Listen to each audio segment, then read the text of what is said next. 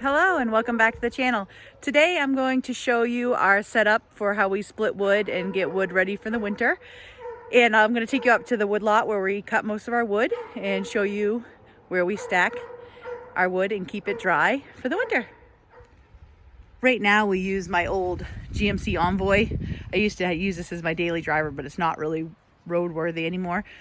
But we use this to go up the path here to our wood lot and get the wood that we cut down, and we just use this old really homemade trailer and fill this up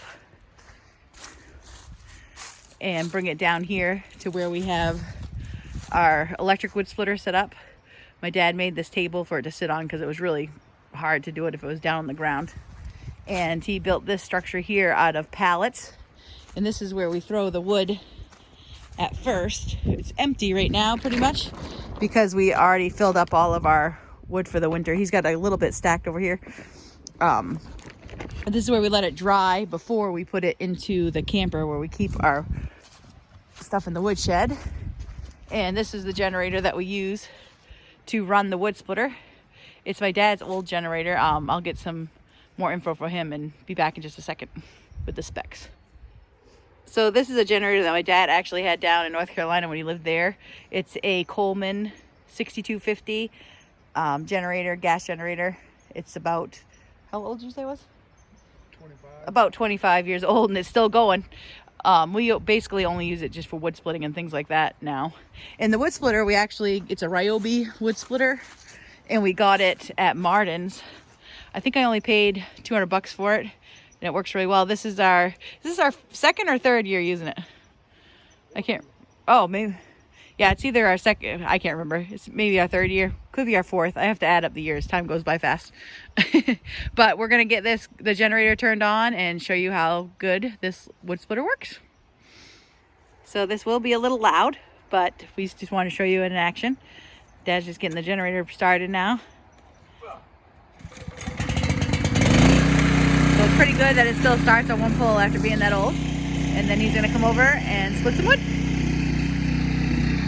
He's helping me out today since it's hard to film and split wood at the same time.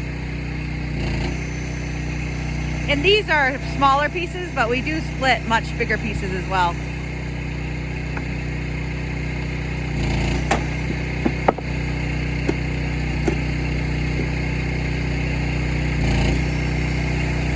He sticks the block of wood in there so it doesn't go all the way back, and it does it a lot faster. And as he's splitting it, he throws it into his little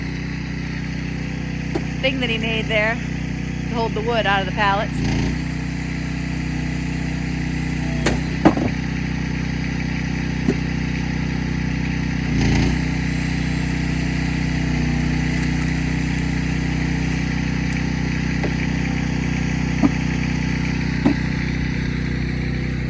And he'll do another one here. We'll get an up close view.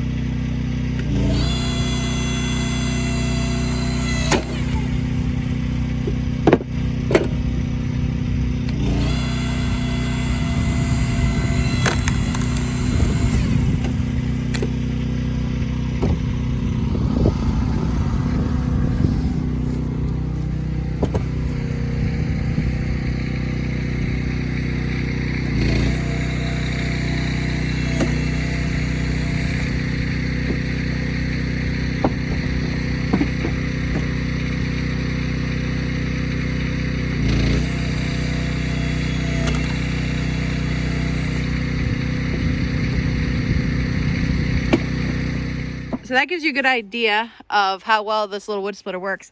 And what I was trying to say with the generator on is my dad puts this piece of wood here, and that way we don't have to wait for the wood splitter to go all the way back before we can start going again, because we have to cut our wood a little bit shorter because the wood stove that I have is it's not very big because they only have a 2-room cabin. So that is it. And like I said, I'll go and show you where we keep all of our wood and the wood lot where we cut most of our wood. So once we have the wood split and dried out there, we used this old camper that was already on my property when I bought it. I just gutted it out and emptied it out. And this is what we're using for a woodshed for now until it's too rotted and doesn't work anymore. It was better than trying to build a new one right off. So this holds about 4 cords of wood, and we also use it to obviously put a bunch of other junk in here too. So if you look down, this is all our wood for the winter.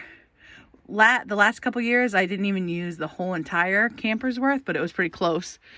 And then in this end here is where we keep all of our cedar kindling that we use. A lot of the cedar kindling we got just from cedar trees that were either blown down, or there were a couple that we needed to cut down to make room for a couple of the buildings that we added to the property. So like I said, it's about 4 cord in here, and this keeps it dry and easy to get to for the winter. We added some old metal roofing onto the top that came off of my previous home before I moved out here off grid. And that, as you can see it hanging over right there, my dad got up there and added that to the roof just to help it to stop leaking and to hold the integrity of the structure a little bit longer, because eventually we'll have to build a regular woodshed. But that's where we keep our wood. And in a little bit here, I'll take a walk up to the wood yard or wood lot and show you where we get our wood from. And then down here, next to my dad's little, I call this his smoke shack because he likes to sit out here in the winter and even in the spring. But this wood here that we have on this rack that we made out of pallets is all softwood. And this is what Dad burns in his little shed there. And we also burn like our paper and cardboard trash in there. There's a little wood stove in there, I'll show. So all of this is for Dad to keep warm out here in the winter while he likes to hang out. It's a good place to warm up after you're done shoveling or doing any other work outside. And in here, we have a small wood stove. This was actually my grandmother and grandfather's wood stove from their camp. They lived in a camp. They didn't really have a regular home. And I lived there for a while before I moved out here. And I made sure I took this with me when I came. And then he has some more wood in here stacked. And this is where he sits in his chair. But he's got a nice little man cave here. And it allows me to use this wood stove and keep it going from my grandparents. These are the 3 chainsaws that we use to cut the wood and get it ready. This orange Husqvarna one is the first chainsaw that I bought when I first moved out here in 2020, and it's still going strong. And then these 2 here, I just got at Martin's. I think they were like $100 a piece. But my dad's gonna come on and tell you the different saws and their specs. This is Carrie's Husqvarna. It's a 440. It's,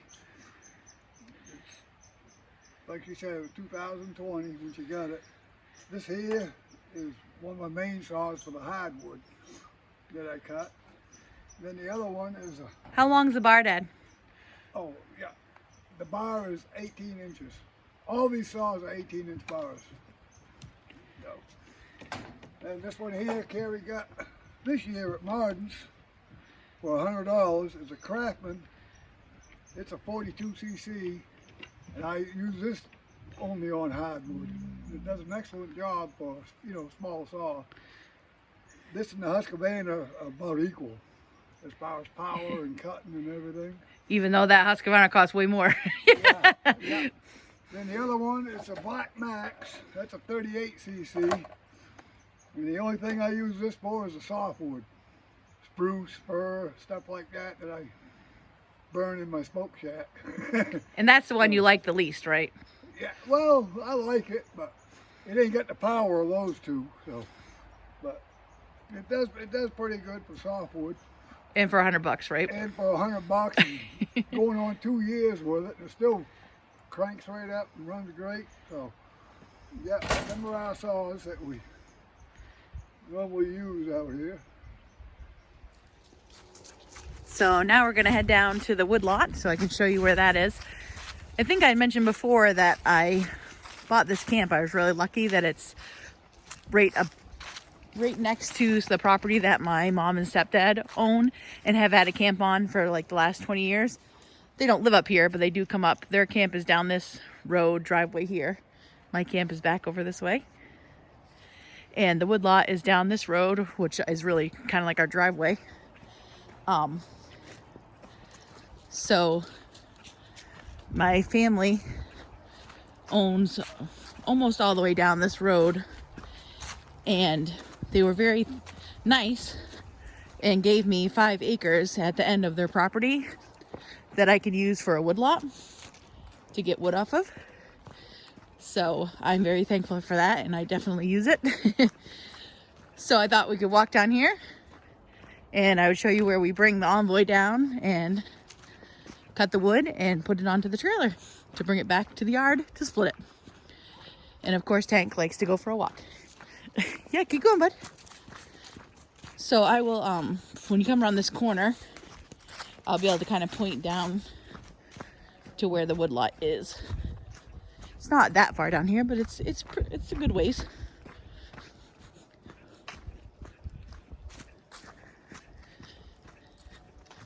So yeah, if you look right straight down there, almost at the very end of where you can see is where the wood lot is. So we'll head down that way. When we get a little closer, I'll turn the camera back on. All right, we are just about down there now. And you can see back there is where we came from. And if we keep going this way, I'll show you where the wood lot starts. We just have it marked with like an old orange jacket so we know where it ends.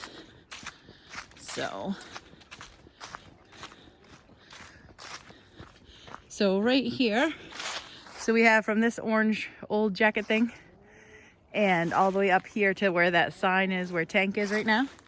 And obviously 5 years ago, almost 5 years ago, 4.5 years ago, this was all wood or trees all to the road. You can see what we've cleared out cutting for firewood over the years. And I'll walk you down the path to where we're cutting some now.